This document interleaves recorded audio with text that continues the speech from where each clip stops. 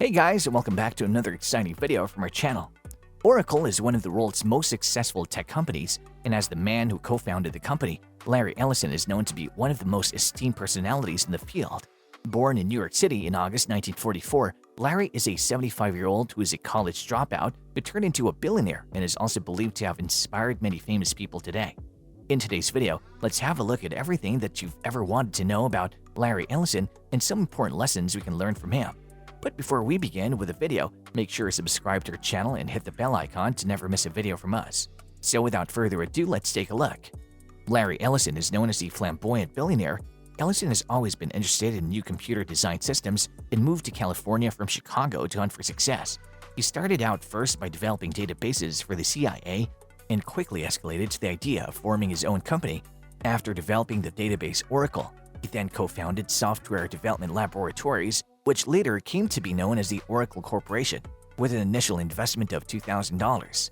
The company grew in the software market progressively since its foundation, and with a fortune of about $52 billion.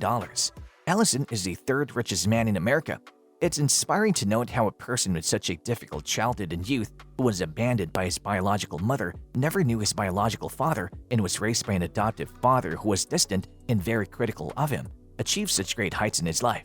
Ellison is a man who has achieved brilliance against all odds because of his courage, talent, strong ideas, and most importantly, his hard work. He was born in New York City to an unmarried teen mother of the Jewish heritage. He developed pneumonia when he was just 9 months old, which is why his mother gave him to her aunt and uncle for adoption. He was brought up on the south side of New York City and didn't know until 12 years of age that he was adopted. He attended the Eugene Field Elementary School in Chicago and later went to the Sullivan High School. His adoptive father, Louis Ellison, had a small real estate business in Chicago, but unfortunately lost all of that during the Great Depression. Young Ellison did not go along very well with him, as he was distant and very unaccommodating. Although Ellison was raised in a religious household and often attended synagogue, he grew up to become a religious skeptic who did not believe in the conventional religious dogmas. He refused to have a bar mitzvah celebration when he was 13 years old. Ellison enrolled at the University of Illinois but dropped out of college when his adoptive mother had passed away. Later, for further studies, he went to the University of Chicago but soon dropped out of there too. After dropping out of the university, Ellison during the 1970s started working with the Apex Corporation. He worked to develop databases, in particular for the CIA, which was a program that he named Oracle. In 1977, Ellison founded his own company, which he named Software Development Laboratories, or SDL. He started it with 2 other partners and had invested about $2,000 in it initially. In the late 70s and early 80s, Ellison renamed his company Relational Software Inc., which went on to become Oracle Systems Corporation, named after its patent invention, which was the Oracle database. He wanted his creation Oracle to achieve compatibility with the newly formed IBM System Inc., which was like Oracle based on Codd's theories. However, IBM refused to share System R's code. In 1990, Oracle started losing a lot of money in the business and laid off about 10% of its working staff. The situation had emerged due to Oracle's marketing techniques. In 1994, Informix overhauled Sybase and became Oracle's most important competition in the software industry. The rivalry between the heads of 2 companies, Phil White from Informix and Ellison, was hyped in the media for many years. Eventually, Informix announced its bankruptcy and Phil White ended up in jail, and his company was absorbed by IBM in 2001. Around the same time, Ellison, who was also working as the director of Apple Computers for about 5 years now, had resigned. After Informix and Sybase were defeated in the competition, Oracle went through a period of dominance and success until Microsoft SQL Server and IBM then overtook the market. It's said that by 2005, Ellison was making a salary of $975,000 with $6,500,000 in bonus and $955,100 in compensations, which eventually became $56.8 million during the late 2000s. He was ranked as the richest Californian at the time. In the year 2010, Oracle's takeover of Sun Microsystems was granted by the European Union. This gave Oracle control over the popular MySQL open-source database. In the same year, Mark Hurd, who is the ex-CEO of HP, was hired as the co-president by Ellison. By the late 2000s, Ellison was estimated to be of a net worth of $28 billion. Ellison's yacht named USA 17 had won the second race of the 33rd America's Cup. He and his BMW Oracle team returned to America from Spain in 2010 with the title for the very first time in more than a decade.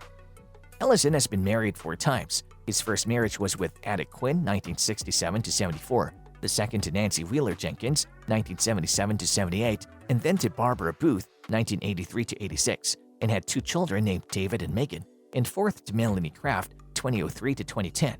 He made a cameo appearance in the movie Iron Man 2 in the year 2010.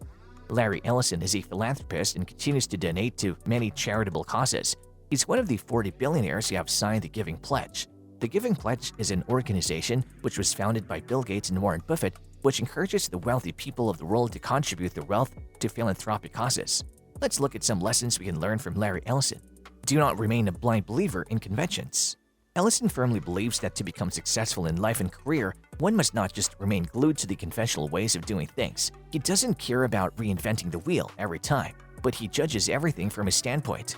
Ellison dropped out of school twice since he disliked formal school education and didn't want to see himself fit into the mold. He also dropped out of the university but never lost his interest in learning about computer designing until he had hit the bullseye. There is another way to lead, and that is with creative thinking. Focus on the right product and its greatness. Potentially, you may be the most talented and hardworking business person around, but the best mantra to success is neither of the two. Taking a leaf out of Ellison's page, one should know that Oracle employs only the best engineers in the world, picked from only the best products. Under Ellison, Oracle believed in attracting the best of talents who would do the real work of upgrading the software, which would do the job of those in sales and marketing. The thing to learn from here is that making the right investments behind the right resources and rest all will fall in place. It's not that marketing and promotion are not essential in life, but the message is that if the product you're offering is a quality one from scratch, you win half the battle. In the past, Oracle has spent a whopping $3 billion on software engineering and firmly believes that this investment is the one that works. A great product will automatically help you gain the customer's trust and make him loyal and robust. Executing the idea smartly. When you plan to bring out a product in the market, remember that you're not doing it for the first time. So the factor that'll make the difference between a successful and not successful business person doesn't have ideas but knows how to execute them. Ellison has established himself as somebody different from the rest by executing ideas better than anybody else. He did not invent his database business, but it was IBM that made him this. It was Ellison who went to the top by utilizing the same concept. It's very important, hence, is to have a thinking brain and the will to do things in an innovative way. Win and win more till you make it a habit. Ellison once said that he's totally addicted to winning. The more you start to win, the more you want to win. The man's ruthless killer instinct is also evident from the fact that he was influenced by Genghis Khan, who always wanted to emerge victorious at others' expense. Even money doesn't matter as big for Ellison as to ending first in the competition. Never stop growing. Ellison is a character who has never stopped believing in growing, forgetting about retiring. The man served as the CEO of Oracle till he was over 70 years old, and there is simply no end to the man's steam. All those who look forward to making a career in business worth remembering are the qualities to learn to make progress in your life. With that, we come to the end of today's video. We're sure you must have enjoyed hearing the success story of Larry Ellison. Do let us know in the comments below if this video inspired you and if you learned some lessons from his story. We hope you enjoyed watching the video. If you did, then do leave a like, subscribe, and share it with your friends. Don't forget to click the bell icon to never miss out on a video from us. We hope to see you in the next one.